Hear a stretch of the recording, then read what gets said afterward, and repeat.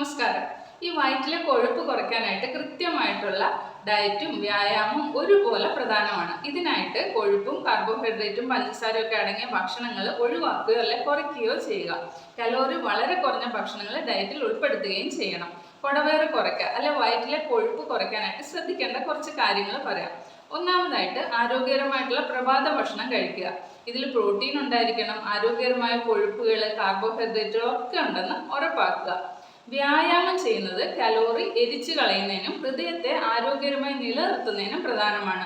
ഓരോ ആഴ്ചയിലും 150 മിനിറ്റെങ്കിലും മിതമായ വ്യായാമമോ അല്ലെങ്കിൽ ഒരു 75 മിനിറ്റെങ്കിലും തീവ്രമായിട്ടുള്ള വ്യായാമമോ ചെയ്യുക. അടുത്തതായിട്ട് ഈ ബദാം പോലെയുള്ള നട്ട്സ്, പഴങ്ങൾ, പച്ചക്കറികൾ, ധാന്യങ്ങൾ തുടങ്ങി നാരുകൾ ധാരാളം അടങ്ങിയിട്ടുള്ള ഭക്ഷണങ്ങൾ ഉൾപ്പെടുത്തുക.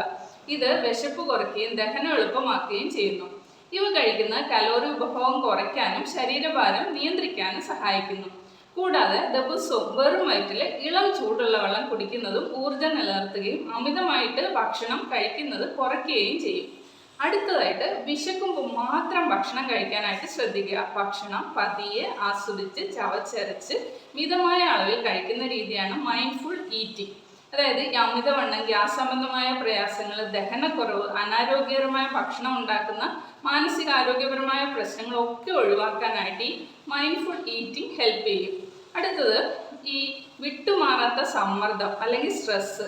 ഇതും ശരീരഭാരം വർദ്ധിപ്പിക്കുകയും തടി കുറയ്ക്കാൻ പ്രയാസമാക്കുകയും ചെയ്യും. സമ്മർദ്ദം ഒഴിവാക്കുന്നത് ശാരീരികവും മാനസികവുമായിട്ടുള്ള ആരോഗ്യം മെച്ചപ്പെടുത്തും.